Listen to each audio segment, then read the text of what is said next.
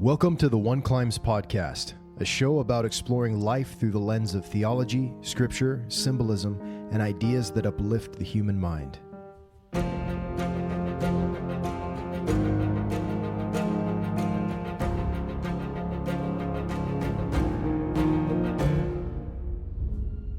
Recently, somebody commented on one of my posts about Nephi and Daniel, and I guess it's because of Come Follow Me. Everyone's reading about Daniel, and they're doing searches online, and I guess they came across this article I published earlier this year. And this was not connected with any of the Come Follow Me materials, but I was basically just going through and reading the Book of Mormon, and some different thoughts came to mind, and so I decided to put those down. And as I got thinking about it, this comment, I started thinking more and more about a discussion I had had with my daughters about how Nephi seems to go back to scriptural heroes and looks at their experiences and draws strength from their experiences and then uses those to forge his own pathway forward in life, especially when he's in difficult situations. And I knew at the time of at least maybe 3 to 4, but then I decided, let me dig a little deeper and let me see if there's even more that I can find. And thus far, I've got about 7 to 9 different specific scriptural heroes that Nephi basically leverages to his advantage in life. I think this is really fascinating. 2 of these I think are kind of a stretch, but I'll explain why I think maybe there's something there that we could look into. So first, I want to read this little portion from Nephi. Listen to what he says here. He says, "Now it came to pass that I, Nephi, did teach my brethren these things. And it came to pass that I did read many things to them, which were engraven upon the plates of brass, that they may know concerning the doings of the Lord in other lands among people of old." So he reads to his people from whatever's on the brass plates. And this is 1 Nephi 19, 22 and 23. In verse 23, he says, "I did read many things unto them which were written in the book of Moses, that I might more fully persuade them to believe in the Lord their Redeemer. I did read unto them that which was written by the prophet Isaiah, for I did liken all scriptures unto us, that it might be for our profit and learning." So here he is doing this deliberately. So we know that he deliberately read the books of Moses and whatever the prophet Isaiah had written, and he's trying to persuade them to believe in the Lord, and he's likening the scriptures to them. And what does that mean? He's looking at the scriptures, and he's trying to find similarities between what they experienced back then and what they were experiencing at the present time for their profit and learning, so that not just so that they could go, "Oh, that was interesting," but I believe it was so that they could act upon those things. And that's how it would be for their actual profit. So the 7 to 9 that I have picked out are, I believe, at least these. So we have Joseph, Moses, David, Daniel, maybe Aaron, Hur, and Noah, and then Solomon, Isaiah, and Samuel. And I do think there's some evidence for each one of these, but I think it's strongest for at least 7. And then it's a little bit of a stretch for Aaron/Hur, and Noah, but I'll explain why I included them on this list. So the first one, again, we're going to be going into Joseph. What is it about Joseph where Nephi feels a connection to him and draws some strength? So Nephi's brothers rebelled against their father, and that's a whole different podcast about all the dynamics that were going on at the time. But suffice to say, they rebelled, but Nephi, he sought guidance from the Lord.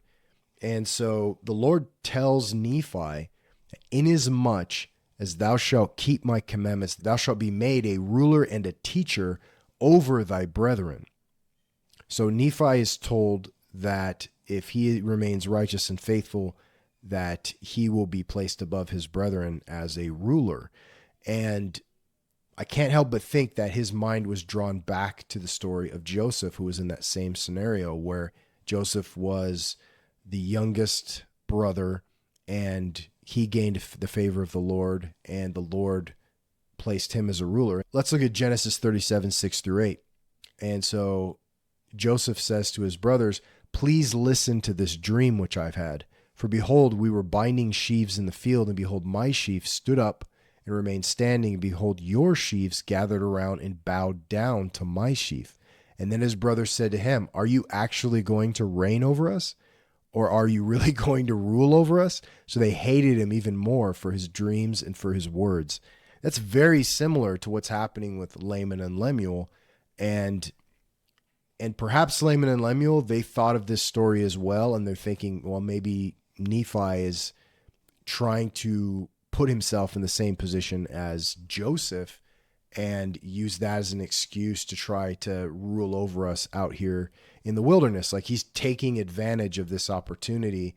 He's looking at their father as a Jacob or Israel figure and himself as Joseph, and he's putting himself into that role and stealing their birthright, and they're basically being relegated to these lesser tribes, so to speak. And I'm very, very confident that these individuals knew their history and they grew up with these stories and they knew these things. But here Nephi is hearing the words of the Lord saying that this pattern is going to continue with you. You're going to be made a ruler and a teacher over your brethren in this way. And so in this case, I feel like Nephi is drawing on the experiences of Joseph. Now, Joseph was taken by his brothers, sold into slavery. He was treated very poorly by his brothers. And Nephi, in the same light, he's also treated poorly by his brothers. But Nephi is also going to remember what happened, that Joseph went into captivity, but he was delivered from that, and he ended up saving his family. And we're going to come back to this again. There's actually another time we're going to come back to this experience of Joseph. I'm just going chronologically through Nephi's experience.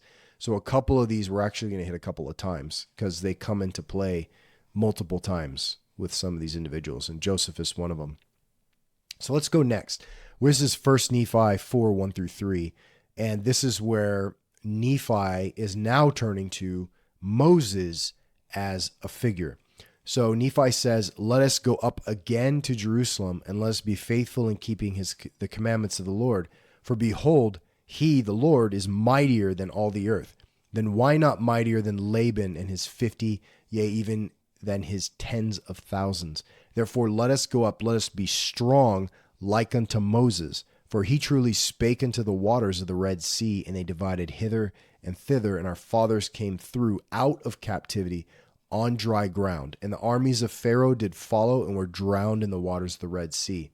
Now behold, you know that this is true, and you know that an angel hath spoken unto you. Wherefore can ye doubt? Let us go up, for the Lord is able to deliver us, even as our fathers, and destroy Laban, even as the Egyptians." So here, Nephi is framing their situation as being similar, if not identical, to Moses and Pharaoh. Laban is like the Pharaoh. They are like Moses. And they're saying that not only is God going to deliver them and make this possible, he's going to, even if the Laban and his men follow them, they're going to be some type of equivalent, drowned in the Red Sea, as Pharaoh and his armies, or the armies of Pharaoh were at least. And so he's telling his brothers, you know this is true. So again, they grew up with these stories. They know these things. And he's throwing out there that an angel has spoken to them as well. So he's asking them, why can you doubt? So here in this difficult situation that Nephi's faced with, this very unusual situation where they're out in the desert with their family, they're being told Jerusalem's going to be destroyed, this city of God, and they got to go back, get this record, and confront this very scary and threatening figure. But they're looking back and saying, look, God did it with Moses. He's commanded us to do this now. If he was able to deliver Moses from that situation, from the king, then surely us, our small group of people, he's going to deliver us from this man, Laban, and his 50, right? His 50 men, or even then his tens of thousands. Now, whether Laban commanded tens of thousands or not is unknown, but it seems that Nephi's indicated even if there were tens of thousands, that God would still be able to deliver them. Anyway, so he's going back there. He's using the scriptures to draw his strength, because the scriptures are not just about Moses and about Pharaoh. What Nephi sees is he sees the character of God being manifest in these stories. Look what God did for them.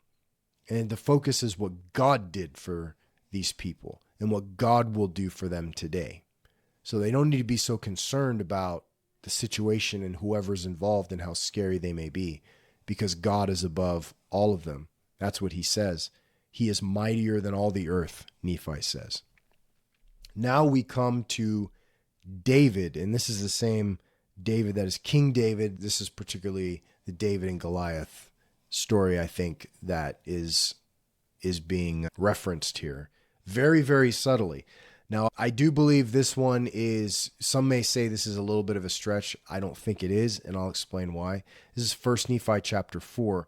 This is where Nephi is standing there, and Laban, the scary figure, is laying at his feet dressed in armor, just like David and Goliath. Except in this case, Nephi, it just comes across Laban there, and he's drunk laying on the ground. And so what Nephi says is, he says that he was constrained by the Spirit that he should kill Laban. But then he says in his heart, never at any time have I shed the blood of man, and I shrunk that I might not slay him. And he's like, no, I'm not a killer. I mean, think about it. This was the man that tried to kill him and his brothers. He tried to kill his older brother twice. First when he went by himself, and then when they all went together, he stole their property. This is an evil man. This is a man that, according to the law of Moses, would have been put to death for multiple things that he did to Nephi's family. But he was constrained by the Spirit, he says. So he recognizes the Spirit of the Lord also constraining him, but he backs down. He doesn't want to do it. So then the Spirit says unto him again, now the Spirit's actually speaking. It's not just a constraining. Their words are being delivered, or ideas are being delivered. Behold, the Lord hath delivered him into thy hands. And I think that is the key phrase, and we'll see it twice. Behold, the Lord hath delivered him into thy hands. Yea, and I also knew that he sought to take away my own life. So this is Nephi thinking. He sought to take away my own life. He wouldn't hearken to the commandments of the Lord, and he had taken away our property. I mean, that's a very generous way to put it. He had forcefully robbed them.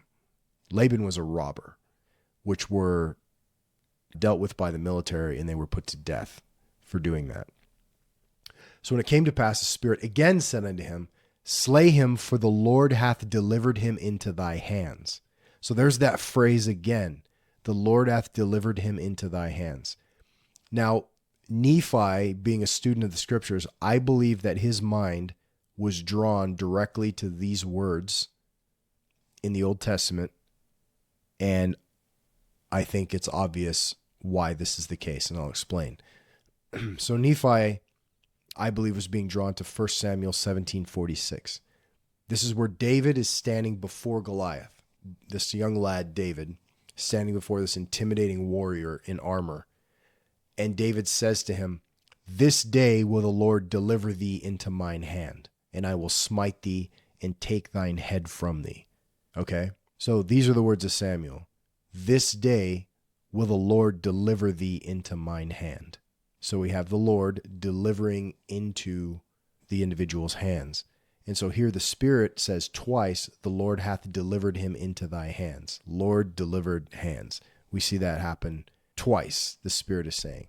And so I believe that emphasis on those phrases finally clicks into Nephi's head, because then what happens in verse 51 in 1 Samuel 17, says, David ran and stood upon the Philistine. This is after he struck him in the head with a stone. Goliath falls back onto the ground. And David runs up, stands on Goliath, takes out his sword, drew it out of the sheath, and slew him and cut off his head therewith. And this is why I think Nephi, immediately with these words, the Lord hath delivered him into thy hands, was thinking of David, because then it says in 1 Nephi 4:18, therefore I did obey the voice of the Spirit. I took Laban by the hair of his head, and I smote off his head with his own sword.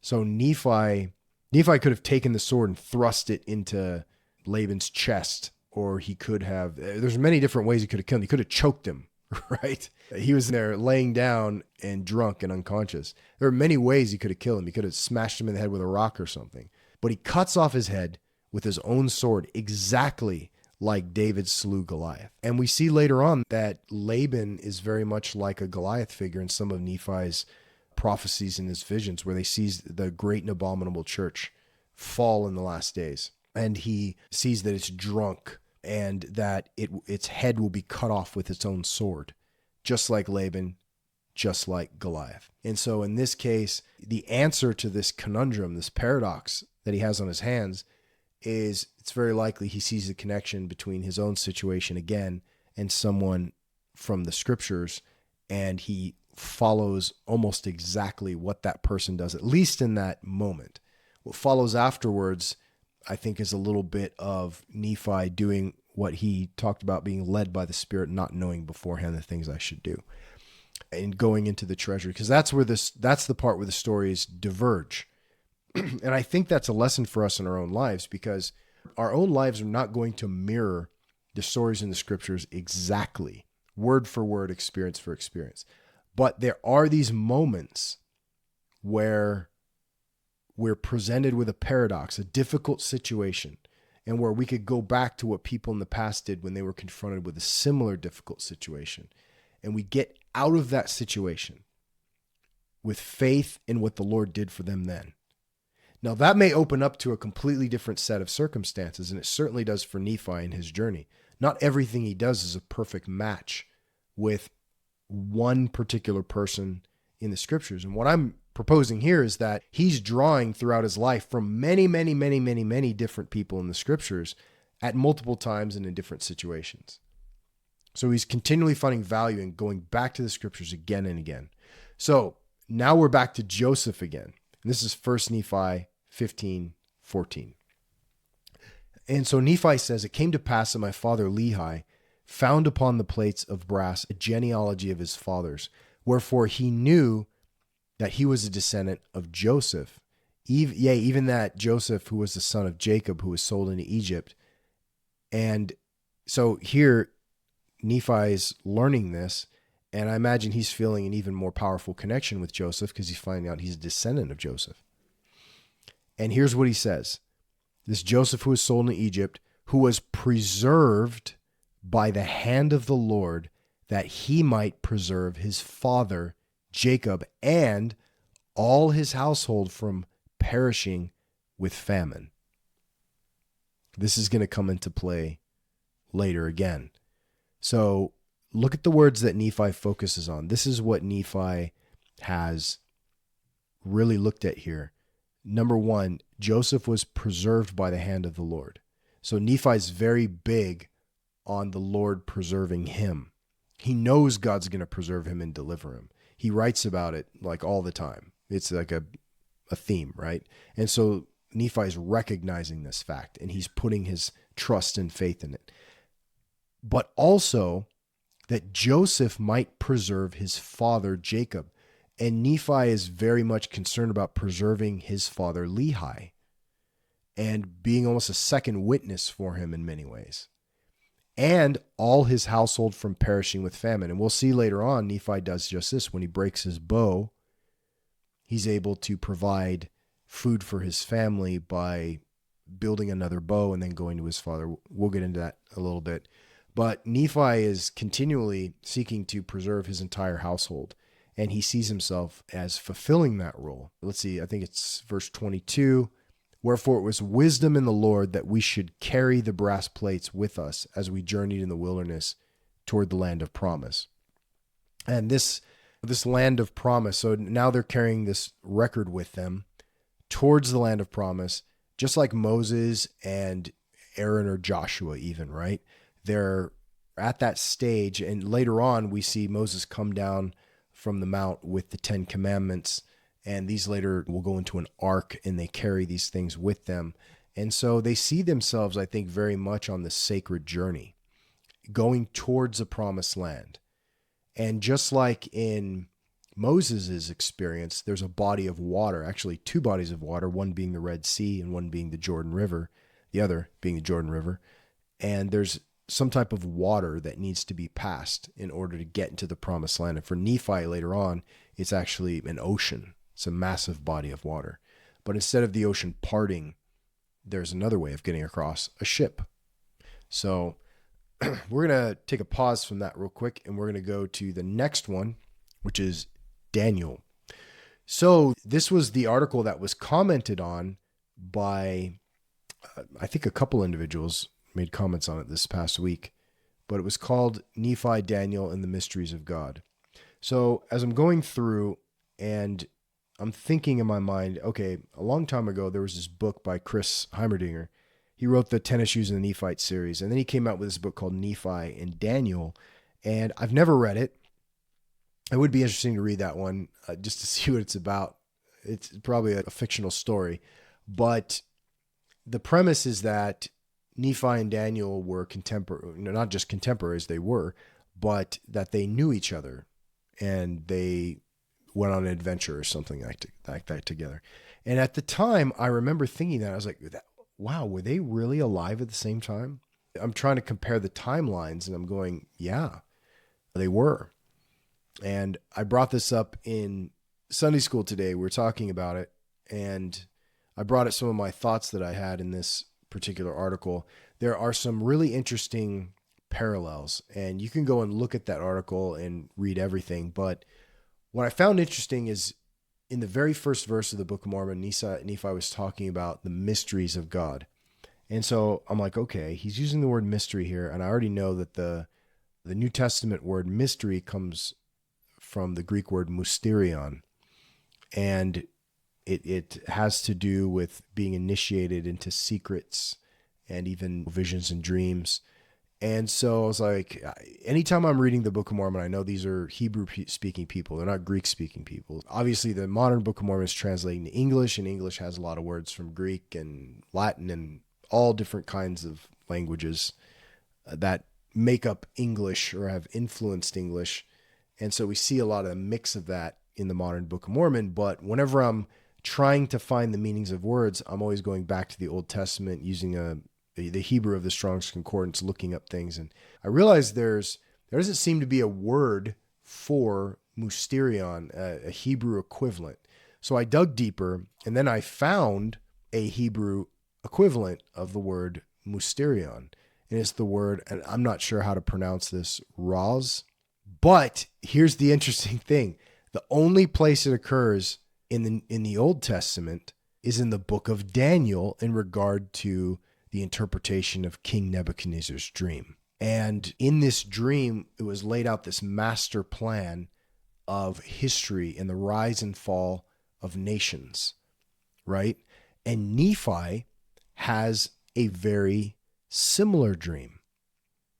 And where he sees the rise and fall of his own people and his own nations, and he sees a lot of what's happening at the end time. And he actually sees more to this vision that isn't recorded, but that it's indicated that the second half of this vision was written by John and is in our New Testament as the book of Revelation. So Nephi's vision is the first part, and the book of Revelation is the second part. And we know that there's a lot of Daniel's vision that ties into the book of Revelation. So I think these three witness accounts at some point would be interesting to be compared together and to see what they together show. That's a whole other topic to get into. But Daniel interprets the dream of the king, and Nephi interprets the dream of his father. And Daniel says, Daniel 2:36, this is the dream, and we will tell the interpretation thereof before the king. 1 Nephi 11:10-11, and the Spirit of the Lord said unto me, what desirest thou? And I said to him, to know the interpretation thereof. So here we have Nephi and Daniel both interpreting.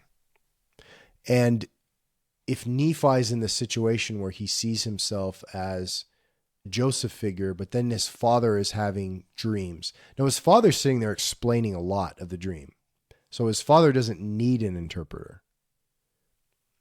He's explaining a lot of what he sees in it and what it means, but he didn't explain what the tree meant. Here's the other thing. Nephi does not know the story of Daniel because it hasn't happened yet. This is what's interesting here. So this is where it's a little bit of a divergence, because Nephi is not drawing strength from Daniel's story, right?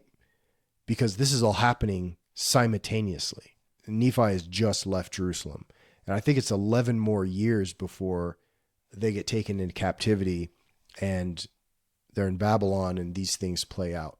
So Nephi's interpreting of dreams actually precedes Daniel's, I would guess. It seems like that would be the case, but they mirror each other. So this one isn't an example of Nephi drawing this from the scriptures, but we see two similar things happening at the same time.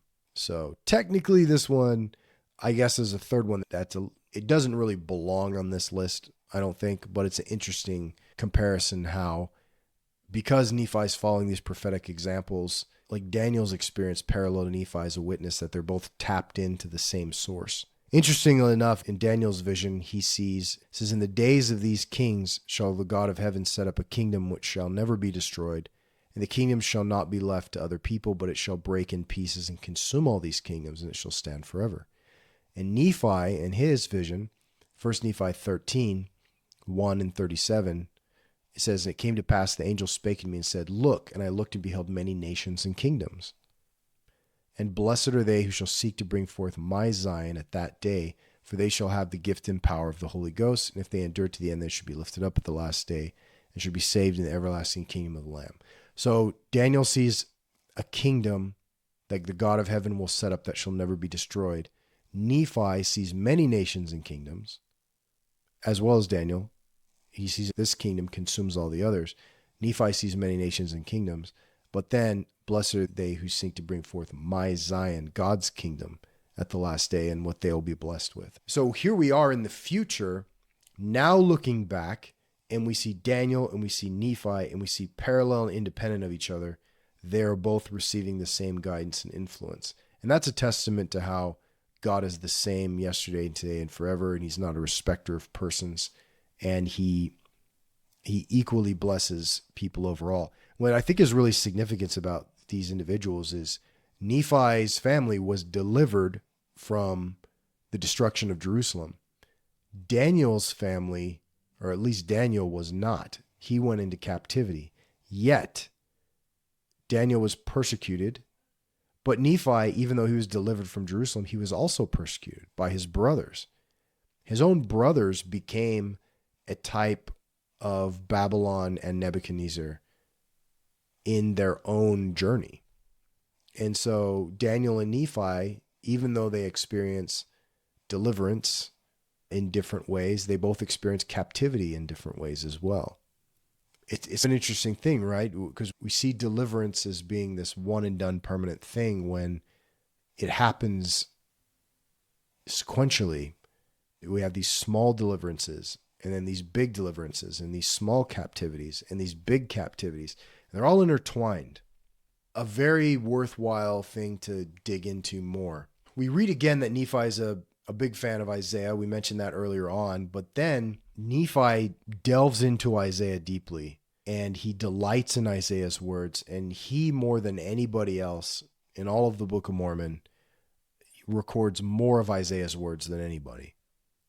Because Isaiah saw a vision of the end time. Nephi saw a vision of the end time, just as Daniel did.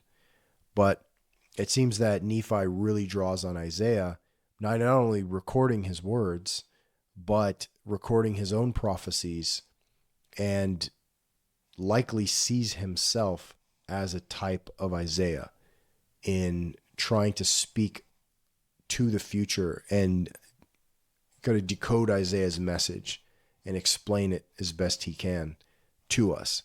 And so he's sitting there at this very interesting time in history, experiencing these things, writing things, seeing himself as a branch being broken off, and their lives being literal fulfillment of God's words.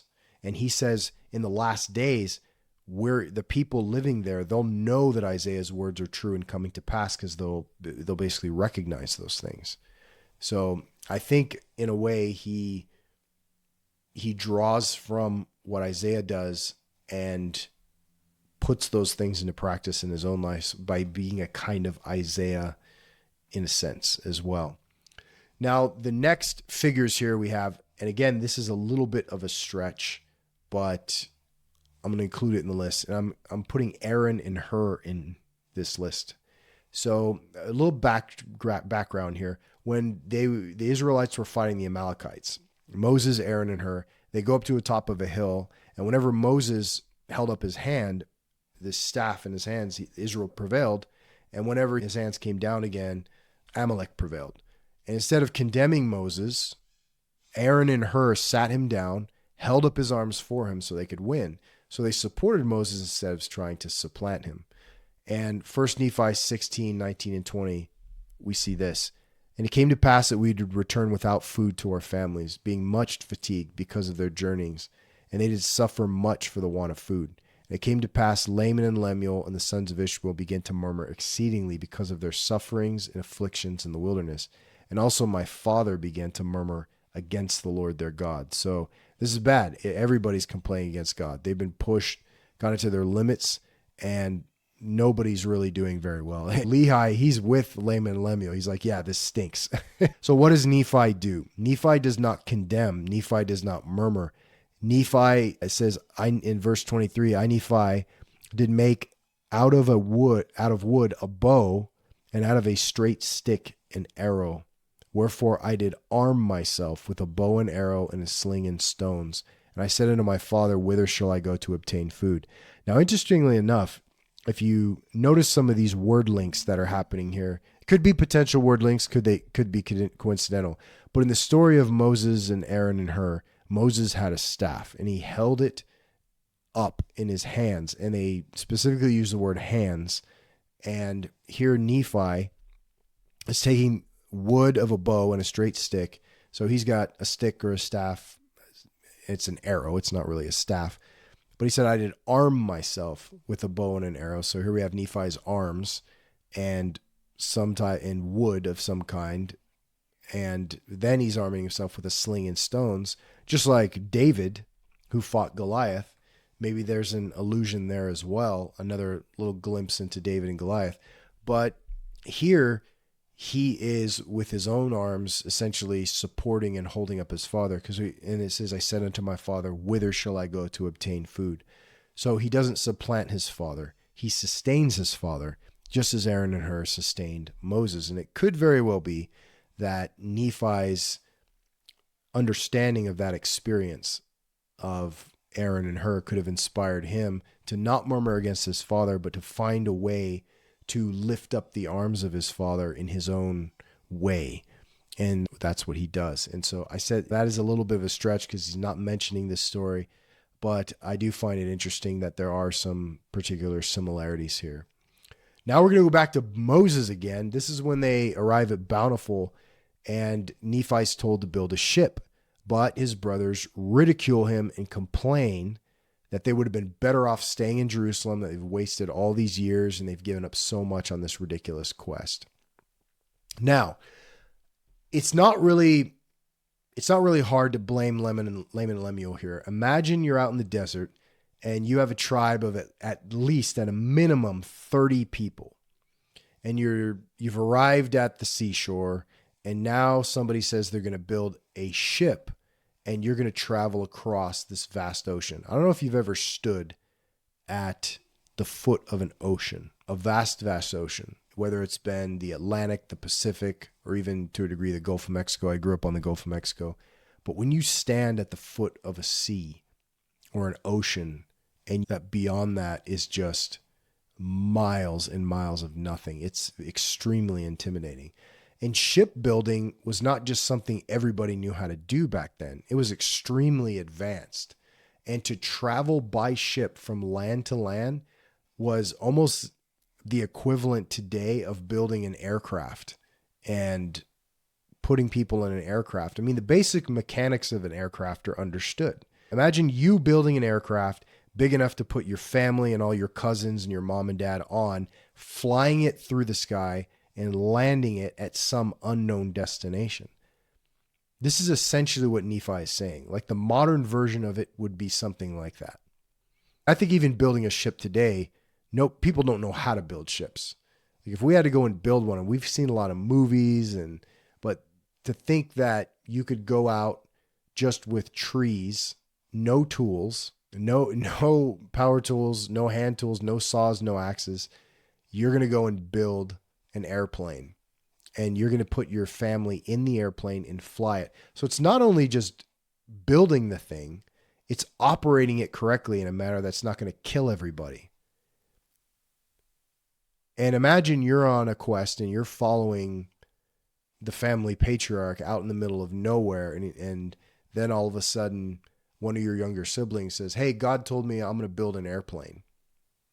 You guys want to help?" I think the vast majority of us would be like Laman and Lemuel. Like, what the heck is going on here? This is absolutely ridiculous. Why did we leave our lives? Why did we do this in the first place? So I'm not one to really get too hard on Laman and Lemuel. It's easy to do in the context of the story, but if we're likening the scriptures to ourselves, the vast majority of people would be more like Laman and Lemuel. They're the only people here that are being rational in the context of the story. Now, they didn't realize that God was the one asking them to do these things. And Nephi kept saying to them that call upon God, go to him, and he'll tell you. He'll let you know that this is what we're doing. He'll speak peace to you just like he did with me. But they wouldn't do it. And that was the big problem. That was probably the big downfall, is they would not go to God and get their own confirmation. And I think this is the foundation of their problem that they have in the whole narrative that they're a part of. So 1 Nephi 17, 26 through 29. Nephi says again, now that Moses was commanded of the Lord to do that great work, delivering the children of Israel out of Egypt, right? And that by his word, the waters of the Red Sea were divided hither and thither, and they passed through on dry ground. But you know that the Egyptians were drowned in the Red Sea, who were the armies of the Pharaoh. And ye also know that they were fed with manna in the wilderness.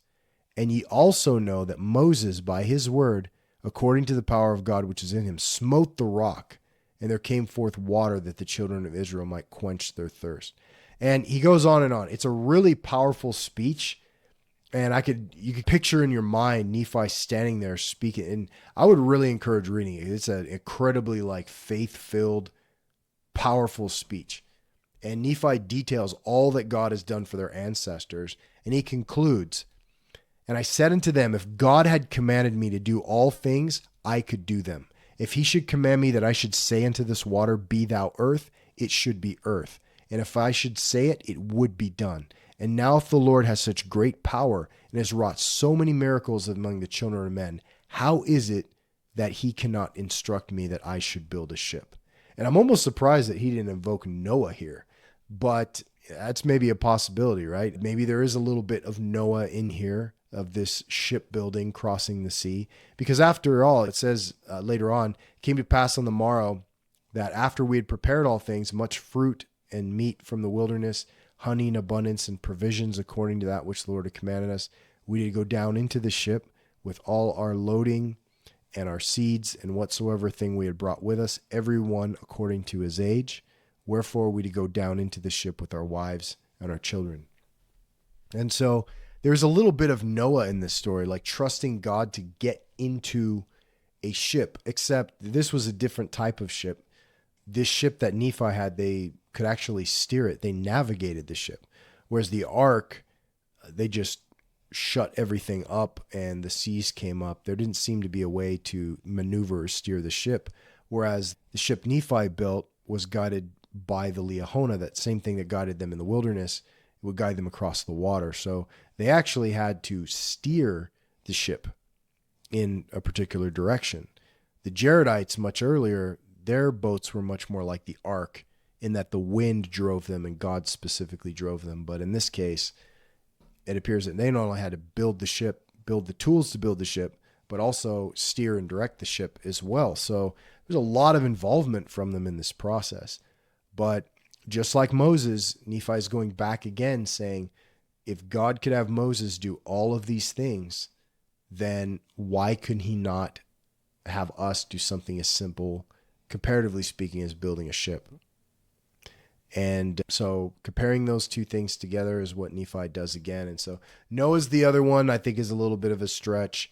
It doesn't say it specifically in there, but it's possible there may be some influence to Nephi and his own journey of faith. So now we look at Israel, which I think is typified in Lehi, and then Joseph. I think Nephi sees himself as a Joseph type figure and his father as an Israel type figure, because what Lehi does once they arrive in the promised land, just like Israel, he blesses his family and he gives each one of them a unique and special blessing.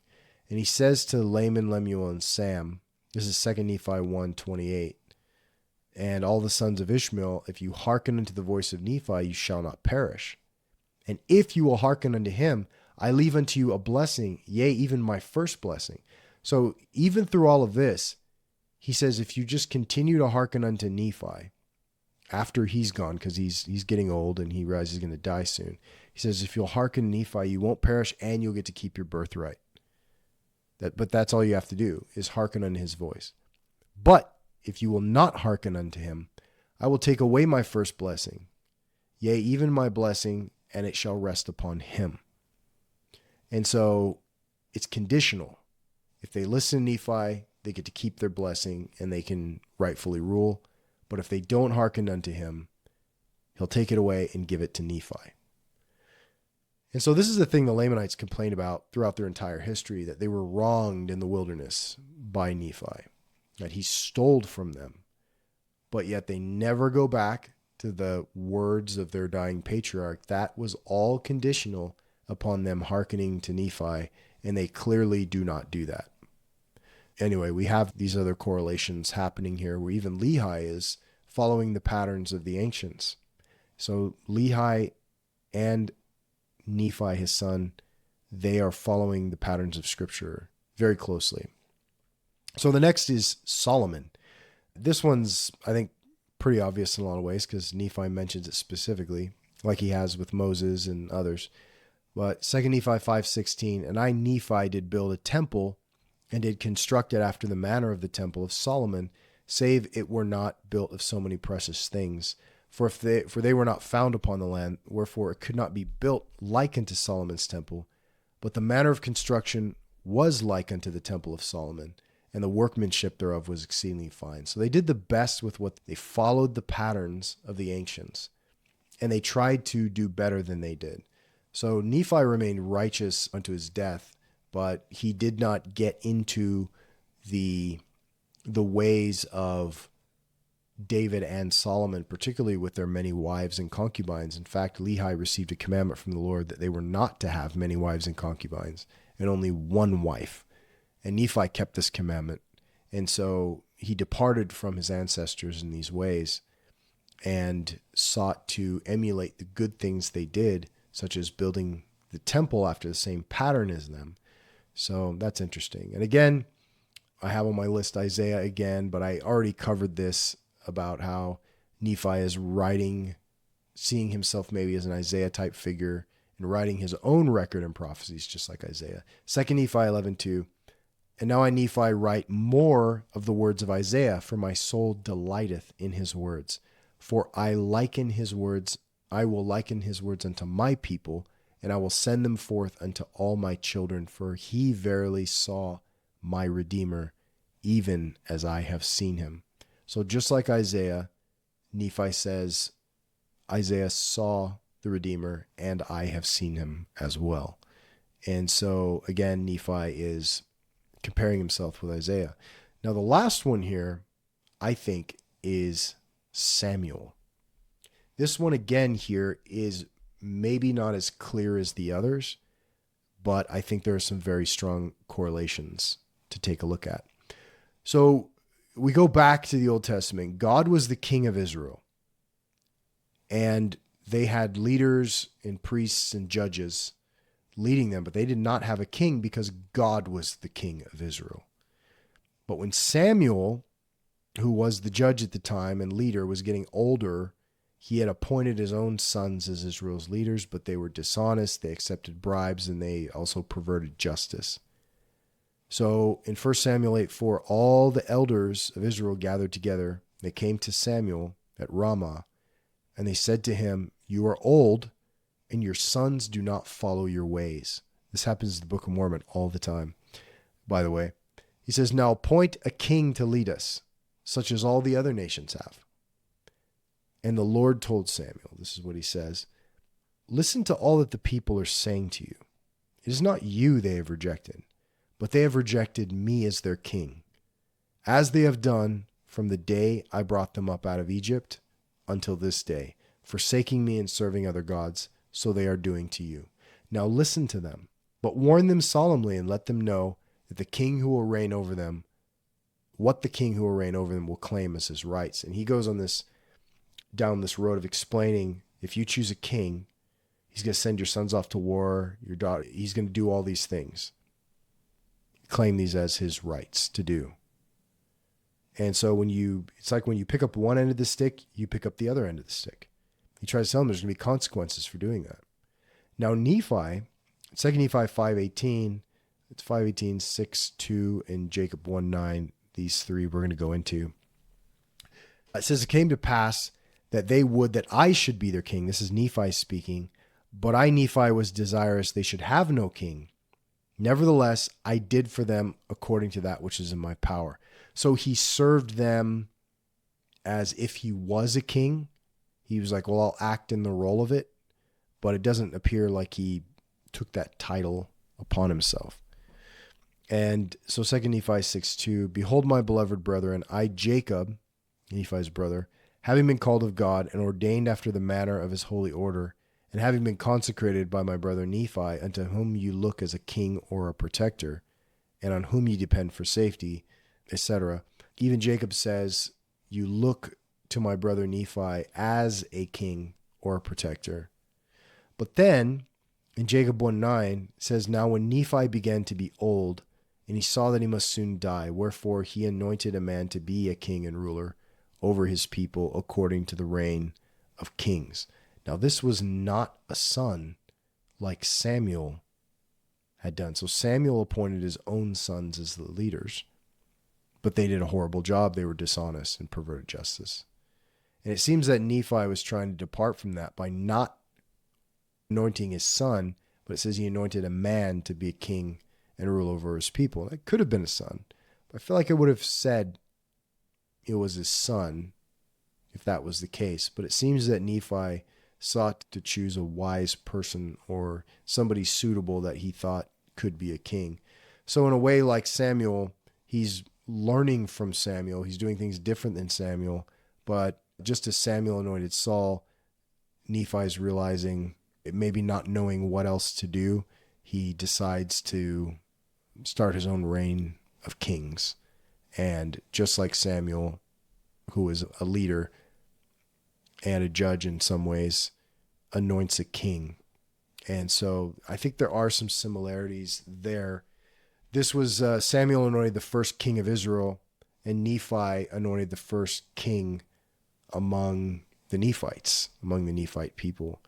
And they were named after Nephi to preserve his memory and the type of leader that he was at the time.